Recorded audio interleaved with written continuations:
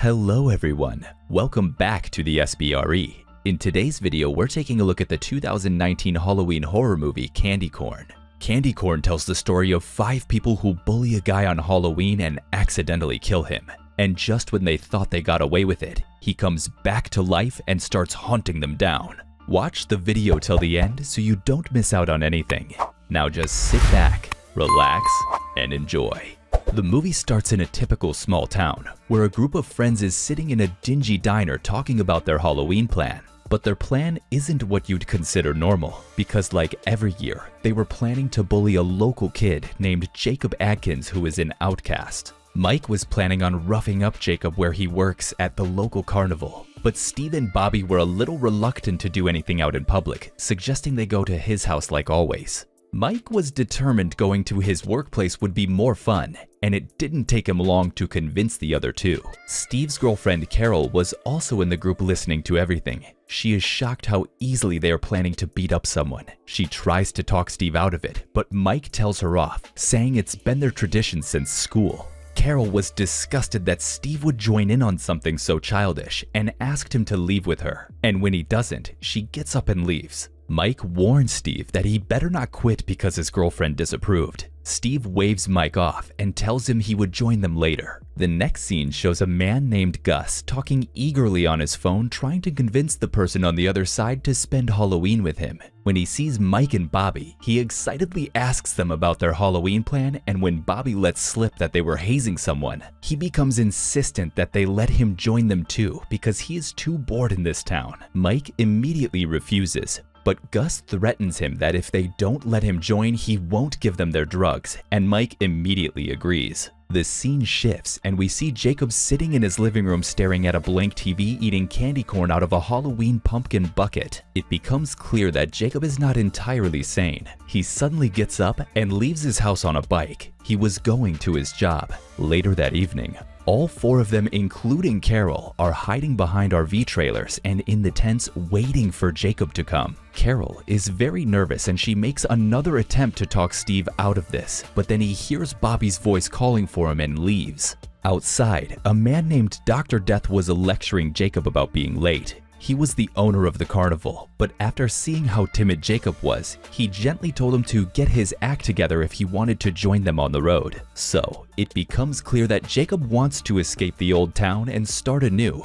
which is why he was planning on leaving with the carnival group 2 days later. This may be why when Mike, Bobby, Steve, and Gus surrounded him, he started to fight. He shoved Mike to the ground, and the group angrily started beating him up for rebelling. Carol hides and watches from a distance as the group hits Jacob until he's bloody. Jacob is still breathing, but when Mike delivers the last kick to his face, his neck snaps and he dies. Realizing that they just killed him, the 3 flee the scene immediately along with Carol. Not long after Jacob's death, Dr. Death finds his body and becomes very angry that someone had come to their place and killed one of their own.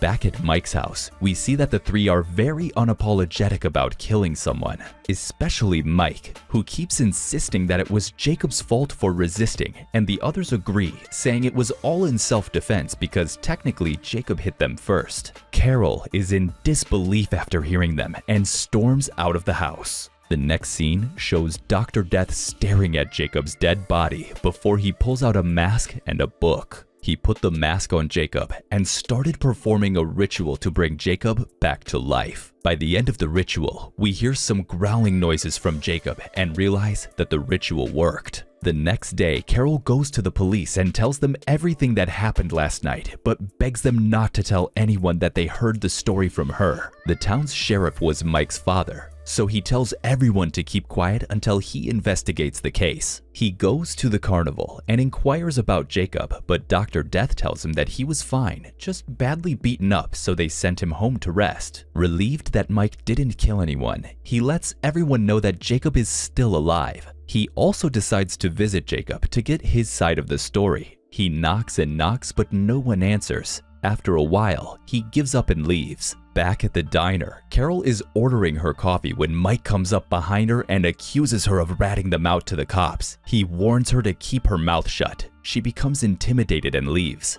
On the other hand, Gus is very bright and happy this morning as he brags about his adventures last night. He's in his bathroom daydreaming about his colleague when suddenly he hears a noise outside. When he opens the door, he sees a bucket of candy corn sitting in the sink. Suddenly, he gets attacked by a masked Jacob, who shoves him into a wall and chokes him till he's dead. The next scene shows Steve working his job at the theaters when Carol comes behind him and starts complaining about how Mike had threatened her. But before they could talk more, Bobby comes in looking panicked. He tells them about Gus and they immediately rush out. One of Gus's co-workers had found the body and called the police. They were investigating the scene when they found candy corn shoved down his throat. Outside the diner, the sheriff sees Steve and Carol pull up and immediately questions them if they know something. They're unwilling at first, but after some thinking, they decide to tell the sheriff that Gus had joined them last night and helped beat up Jacob. The sheriff understood their concern,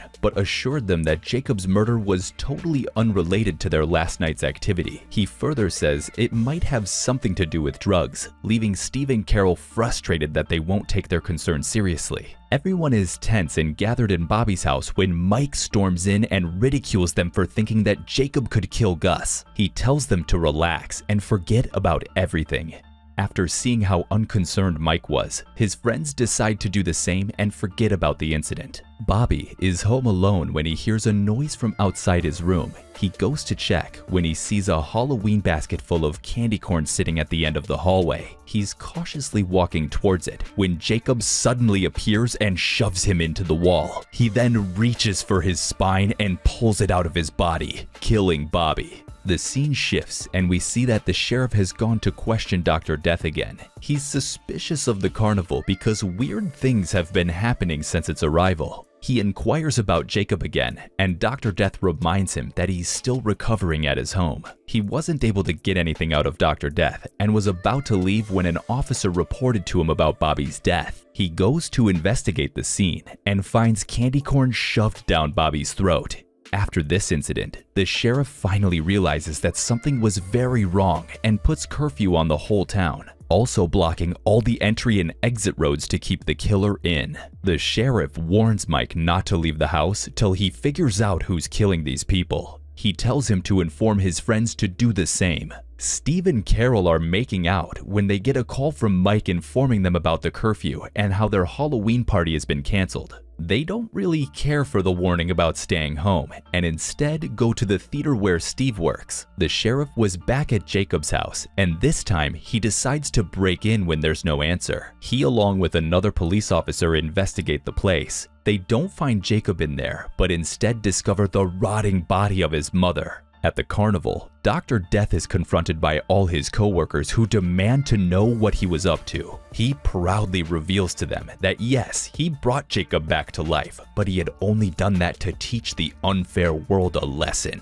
By the end of his speech about how unfair the world was to outcasts like them, almost everyone was supportive of what he did. A movie plays in the background and Carol leaves Steve for a while. She then returns only for Steve to be missing. She spots the same Halloween bucket filled with candy corn, and seconds later, Steve walks out of a dark corner. He was bleeding heavily from his head and was clearly dead. She started screaming when she saw Steve, and even more so when Jacob grabbed her from the back. He gripped her mouth and pulled at her tongue.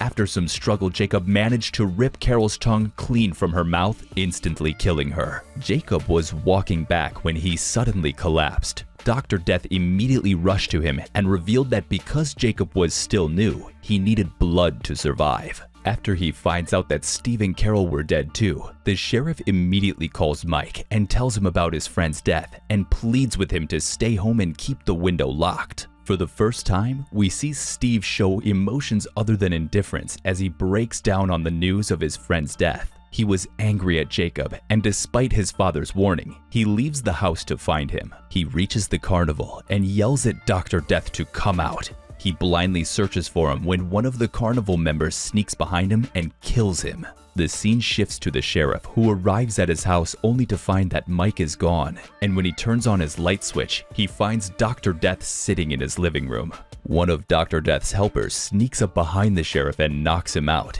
And here we find that he was planning to feed Jacob with the sheriff's blood. Mike had managed to free himself and was running to escape when he became super excited to see his father's car. However, this happiness turns to horror when he sees his dad's head on the hood and Dr. Death leaving the car. He gives up after realizing that his father's dead.